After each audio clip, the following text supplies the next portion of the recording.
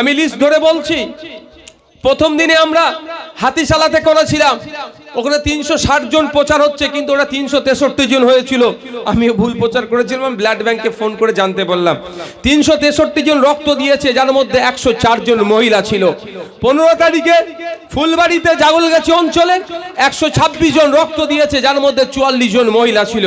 16ই December অর্থাৎ তৃতীয় দিন কাটাডাঙ্গা ভোগালী 2 নম্বর অঞ্চলের আয়োজনে হয়েছিল, 302 জন রক্ত দিয়েছিল, যার মধ্যে 89 জন মহিলা ছিল।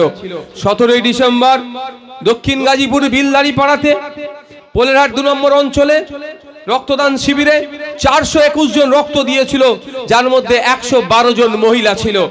18ই ডিসেম্বর পঞ্চম দিনে কৃষ্ণমাটিতে চালতাবেড়িয়া অঞ্চল কমিটি আয়োজনে হয়েছিল, 444 জন রক্ত দিয়েছিল, যার মধ্যে 138 জন মহিলারাই রক্ত দিয়েছিলেন। 19 ডিসেম্বর ষষ্ঠ দিন ভগবানপুর অঞ্চল নাটা পুকুরে প্রোগ্রাম হয়েছিল, 370 জন রক্ত দিয়েছিল, যার মধ্যে আমার মা বোনেদের মধ্যে 133 জন এগিয়ে এসে রক্ত দিয়েছিলেন।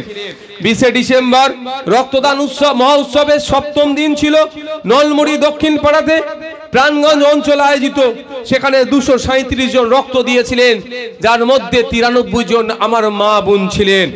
21 ডিসেম্বর অষ্টম দিন মধ্য ভোগালী 2 নম্বর অঞ্চলের আয়োজনে হয়েছিল, সেখানে 550 জন রক্ত দিয়েছিলেন, যার মধ্যে 237 জন মহিলারাও এগিয়ে এসেছিলেন।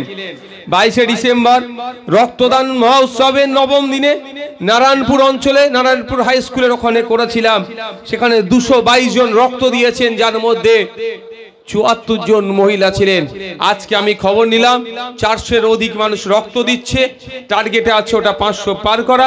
এখানেও মহিলাদের উপস্থিতি কিন্তু পুরুষের থেকেও কোনো অংশে কম নয়। আমরা ওই সমাজ ব্যবস্থা চাইছি যে সমাজ ব্যবস্থাতে মহিলা পুরুষ নির্বিশেষে মাথা তুলে বাঁচবে। সংবিধান আমাদের অধিকার দিয়েছে এবং সেখানে জাত ধর্ম বর্ণ লিঙ্গের কোনো ভেদাভেদের কথা বলেনি। কেন আমরা কুক্ষিগত করে রাখবো?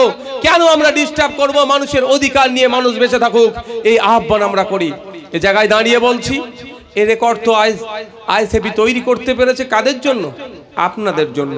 বিশ্বজিৎ একটা বক্তব্যের মধ্যে বলেছিলেন যে নওশাদ সিদ্দিকীর ভাঙড়ের শেষ কথা বলবে, আমি সহমত নয়। ভাঙড়ের শেষ কথা কারা বলবে?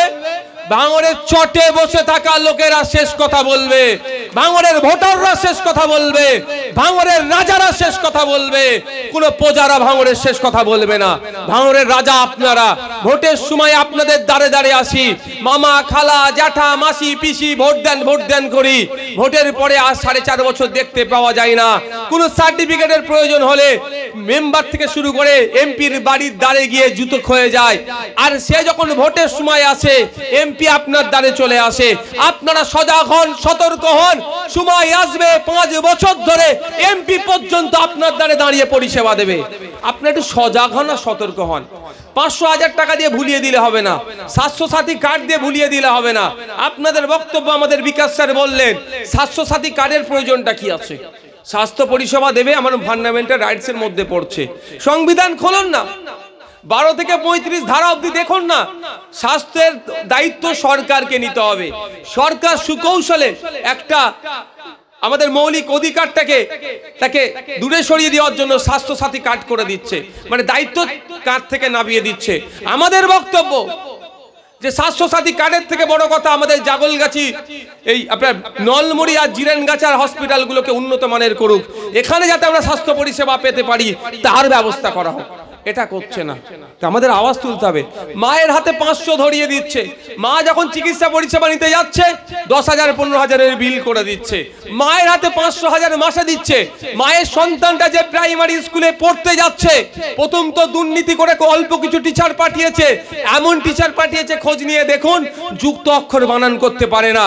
আপনার সন্তানকে যে ভবিষ্যৎটা বুনিয়াদী শিক্ষা যেখান থেকে অর্জন করবে সেটা ধ্বংস করে দিচ্ছে। খোঁজ নিয়ে দেখুন আপনার ওই প্রাইমারি স্কুল গিয়েই দেখতে পাবেন 400-500 ছাত্র ছাত্রী আছে, সেখানে 4-5 জন মাত্র শিক্ষক দেওয়া আছে। আপনার সন্তানের বুনিয়াদী শিক্ষার ব্যবস্থাটাকে ধ্বংস করে দিচ্ছে। মায়ের হাতে 500 দিচ্ছে, মায়ের সন্তানটা যখন উপযুক্ত উচ্চ শিক্ষায় শিক্ষিত হয়েছে, চাকরি পাওয়ার যোগ্য, 10 লাখ 15 লাখ 20 লাখ টাকা চাইছে, না হলে আপনার সন্তানের মেধাটাকে বিক্রি হয়ে যাচ্ছে, চুরি হয়ে যাচ্ছে। ভাই মাকে বলবো আওয়াজ তুলুন, 500,000 পরে হবে। আপনার বাড়ির সন্তানটা যাতে উচ্চ শিক্ষায় শিক্ষিত হতে পারে তার ব্যবস্থা সরকারকে করতে হবে।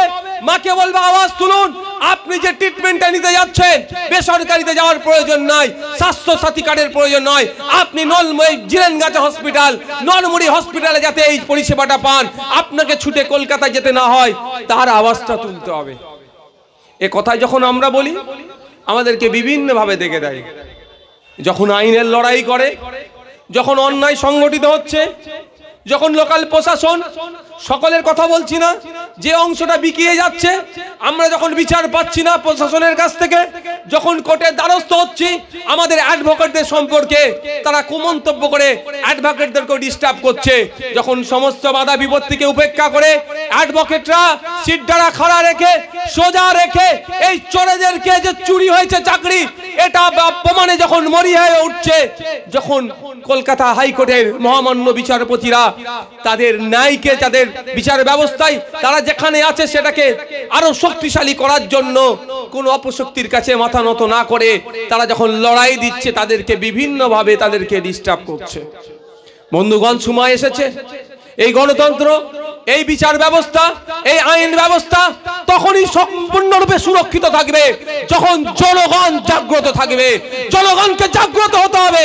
কোন উকিলের সম্পর্কে, কোন জজের সম্পর্কে, কোন পুলিশের সম্পর্কে যদি শাসক ডিস্টার্ব করার চেষ্টা করে, আমাদেরকে ঐক্যবদ্ধ হয়ে ওই সমস্ত মানুষের পাশে দাঁড়াতে হবে, তাদের হয়ে গলা ফাটাতে হবে।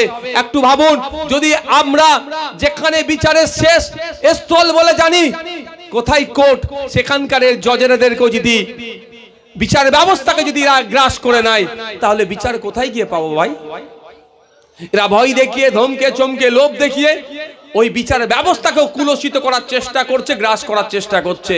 তো আমরা প্রস্তুত আছি, আপনাদেরও প্রস্তুত থাকতে হবে, আপনাদেরও জাগ্রত হতে হবে, সজাগ হতে হবে, সচেতন হতে হবে, চোখ কান খোলা রেখে চলতে হবে।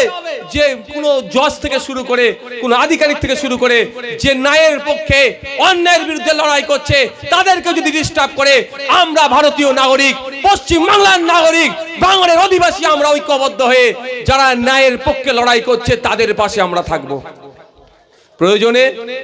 প্রয়োজনে আগামী দিনে যদি কলকাতা হাইকোর্টের কোনো বিচারপতিদের যে অত্যাচার বা তাদেরকে মানসিক যে প্রেসার ক্রিয়েট করছে, তার বিরুদ্ধে যদি আমাদেরকে গণতান্ত্রিক প্রক্রিয়াতে প্রতিবাদ করতে হয়, ভাঙড়ের মানুষ যাবেন তো নাকি?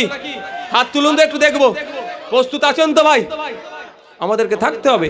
তাদেরকে যদি প্রভাবিত করে দেয়, বিচার ব্যবস্থাটাকে যদি গিলে নেয়, তাহলে কোথায় আর বিচার পাবো? তাই আমাদের সজাগ সতর্ক হতে হবে। আজকে আর কটা বাজে? আমি আজকে আর বেশি কিছু বলবো না, আজকে একটা বিশেষ দিন আছে। আজকে কি জানেন? National farmers day.